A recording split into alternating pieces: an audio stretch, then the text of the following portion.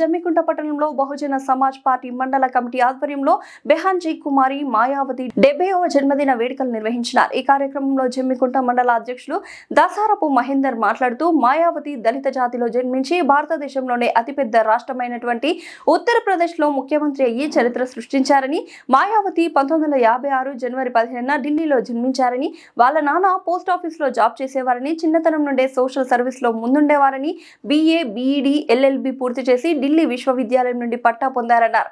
ఒక స్కూల్లో ఉద్యోగం చేసుకుంటూ IAS జాబ్ కి ప్రిపేర్ అవుతున్న సమయంలో బహుజన సమాజ్ పార్టీ వ్యవస్థాపకులు కాన్షీరామ్ మాయావతి ఇంటికి వెళ్లి, మీరు IAS అయితే ఒక జిల్లాను మాత్రమే అడ్మినిస్ట్రేట్ చేయగలరు, కానీ ఒక ముఖ్యమంత్రి అయితే రాష్ట్రాన్ని అడ్మినిస్ట్రేట్ చేసే పవర్ మీకు ఉంటుందని, మీరు బహుజన సమాజ్ పార్టీలోకి రండి అని చెప్పి ఒప్పించి 1985లో పార్టీలో చేర్చుకోవడం జరిగిందన్నారు.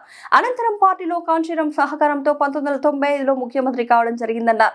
బెహాన్ మాయావతి జన్మదిన వేడుకలు రంగరంగ వైభవంగా నిర్వహించారు.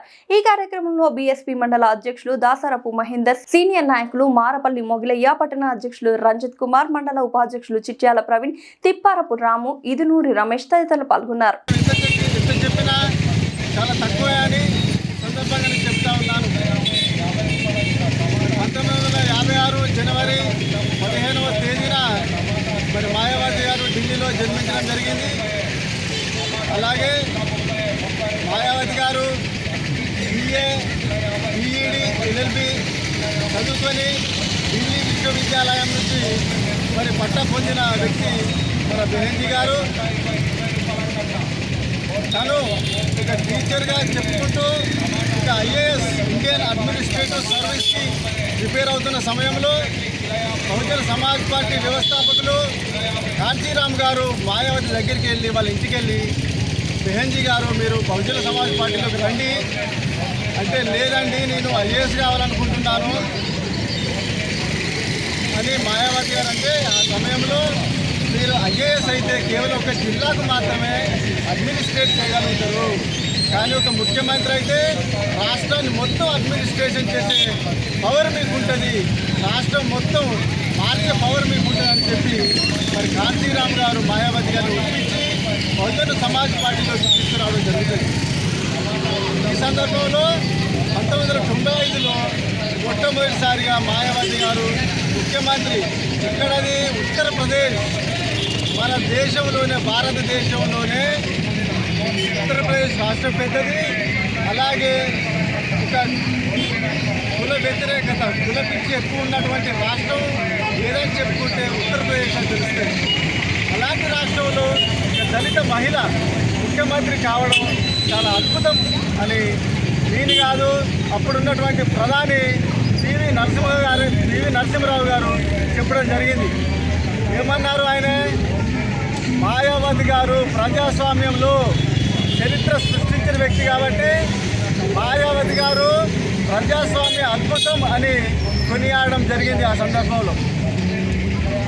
కావున ఈ సందర్భంగా నేను తెలియజేసేది ఏంటంటే, మాయావతి గారు గొప్ప ఆదర్శవంతురాలు. అందరికీ బహుజన సమాజ్ పార్టీ ఉత్తరప్రదేశ్లో గెలవడం అంటే అక్కడ ఉన్నటువంటి అన్ని కులాల, అన్ని వర్గాల ప్రజలు ఓటు వేయడం జరిగింది.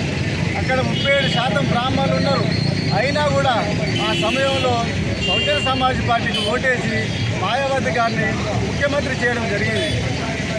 బహుజన సమాజ్ పార్టీ కేవలం దళితుల పార్టీ కాదు, బహుజన సమాజ్ పార్టీ మన భారతదేశంలో ఉన్నటువంటి ప్రతి వ్యక్తిది బహుజన సమాజ్ పార్టీ బహుజనులందరిది, SC, ST, BC, అగ్రవర్ణాలది, బ్రాహ్మణులది, రెడ్డిలది, రావులది, ప్రతి ఒక్కరిది బహుజన సమాజ్ పార్టీ.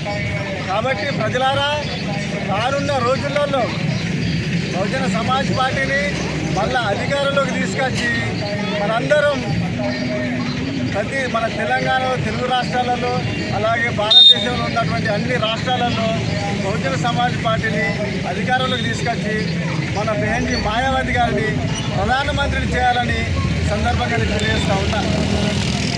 జై మాయావతి గారి నాయకత్వం వర్ధిల్లాలి, జై మాయావతి గారి నాయకత్వం వర్ధిల్లాలి.